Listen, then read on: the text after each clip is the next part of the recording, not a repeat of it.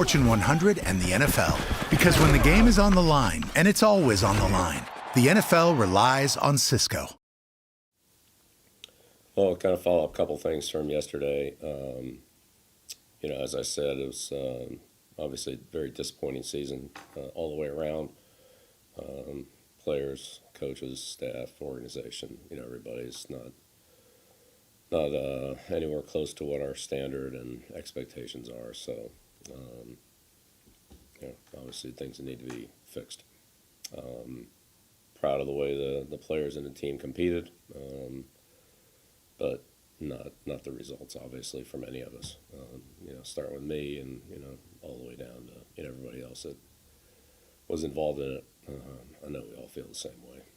So I'm under contract, do what I always do, which is, every day I come in, work as hard as I can to help the team in whatever way I can. So that's what I'm going to continue to do.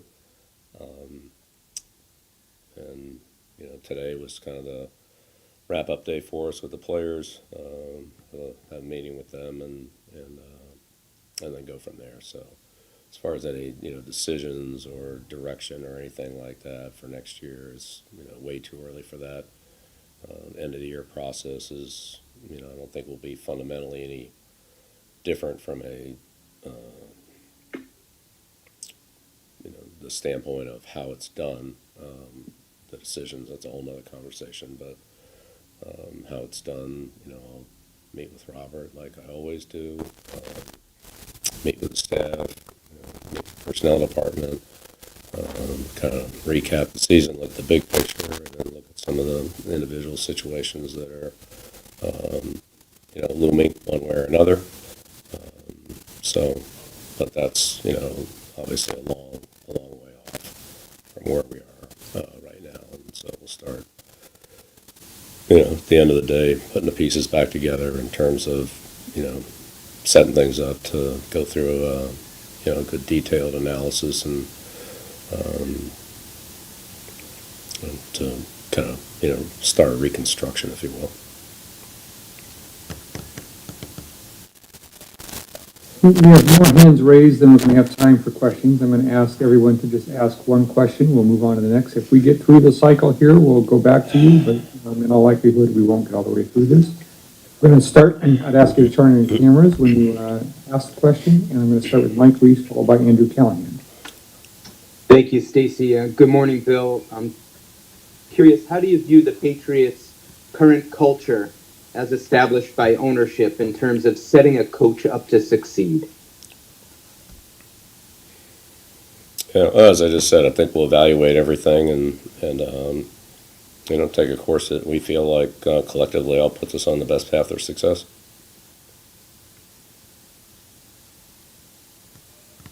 Next question, Andrew Callahan, followed by Chris Ryan. Hey, good morning, Bill. You've mentioned your meeting with Robert Kraft. When is that scheduled for? Yeah, I'll leave all that out, Andrew, because we, might be a series of meetings. I don't know. We'll deal with that internally.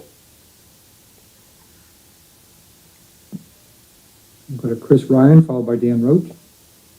Morning, Bill. Obviously, 2 years ago, this was a playoff team and appeared to be, ascending. In your view, how did the franchise, get to this point, and what are the deficiencies that you're looking at initially to clean up heading into next season?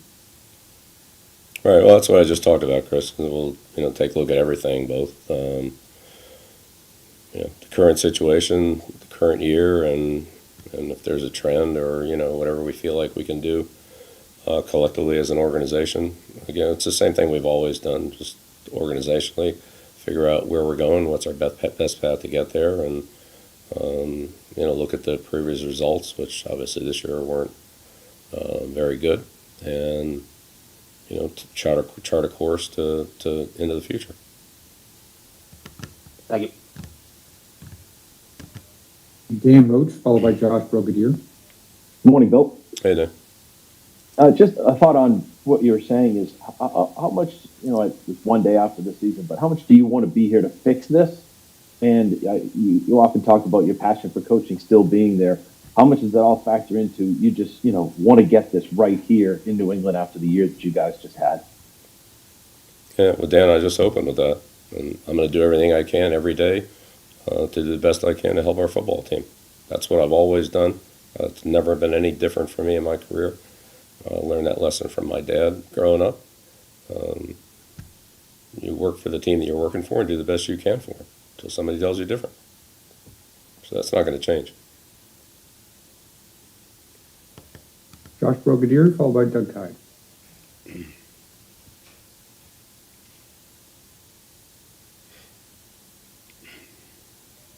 Josh, are you there? You can hear me okay, Bill. Good morning. Wondering if you've given any serious thought to relinquishing the personnel, maybe some of the draft responsibilities, and coaching the team, which you were saying yesterday is something you still really want to do. Yeah, I'm for whatever, collectively we decide as an organization is the best thing to help our football team. And, I have multiple roles in that, and I rely on a lot of people to help me in those responsibilities. If somebody's got to have the final say, I have it. I rely on a lot of other people to help, and, however that, whatever that process is, I'm only part of it. Thank you. Hyde, followed by Dakota Randall. Good morning, Bill. Have you received any indication from ownership that your future as head coach is up in the air? Yeah, I told you, I'm here to work as hard as I can to help our team every day. That's what I'm going to do. Dakota Randall, followed by Zach Cox. Hey, Bill. With the season now over, I'm just wondering if you could offer an updated assessment of Mac Jones and whether you think he can be a starting quarterback in this league. Yeah, as I said, we'll go through our off-season evaluations and all that right now. It's less than 24 hours after the Jets game, and that's where all my focus was up until 4 o'clock yesterday.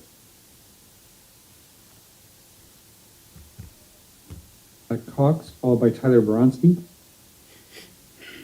Morning, Bill. Now that the season is over, do you have any regrets about the way you assembled this team, or do you think the struggles were more due to injuries and bad breaks and things like that? I think we have some things that we can build on. I think there's some things that we need to fix and change.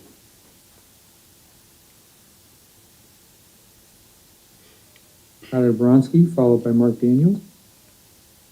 And Bill, when players reflect on playing for you this season, after a tough year all around, what do you hope they say about you? Yeah.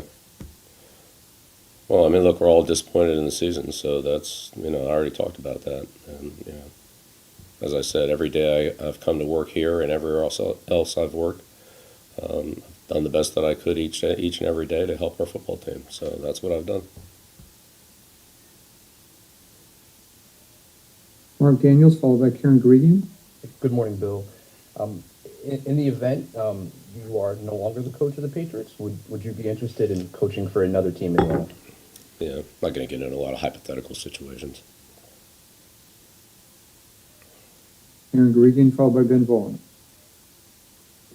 Good morning, Bill. Would it surprise you in any way if Robert Kraft decided that moving on from you would be best for the football team? Yeah, I'm going to focus on what I am going to control and focus on, and that's, my work ethic and my, effort to do what I can to help the Patriots organization, which I'm heavily invested in. Thank you.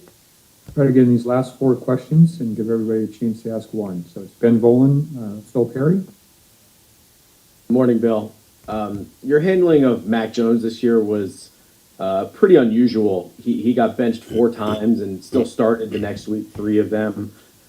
And then yesterday he was made the 3rd string quarterback. I was wondering if you could explain just why the handling of Mac Jones this year. Why was he getting his job back, the starting job back so many times, then why was he made 3rd string yesterday? Yeah, Yeah, look, we've talked about it, Ben. I wouldn't characterize it anywhere close to the way you have. We've covered that before, so we'll deal with everything else going forward. Perry, followed by Duke Castiglione.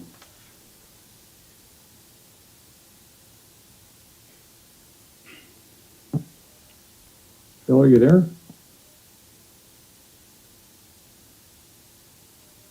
Come back to Phil. Duke Castiglione, followed by Michael Hurley. Good morning, Bill. Just to follow up on that personnel question. If Robert came to you and said, I just want you to coach the football team, would you be okay with that? Yeah, I just answered that question, dude. We'll go Michael Hurley and then give Phil Perry another chance. Hey, Bill, I know you're asked something similar, but when you go back to April, May, June, heading toward training camp, did you think this team, as constructed with the roster and the coaching staff, was built to contend for a playoff spot and maybe a championship? Yeah, well, the moves that we made, given the options that we had, we felt like we did what was best for the football team.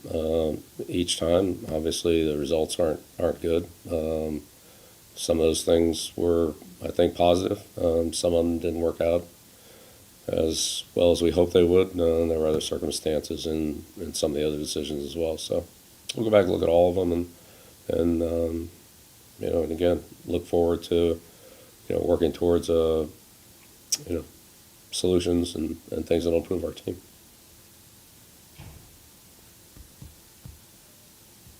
Phil Perry, check your audio again. If you can hear me now, Bill, I'm on Nicole's. We've got you. Thank you. Bill, I just wanted to clarify something with you. There's been a lot of reporting that you and Robert have not met during the course of the season.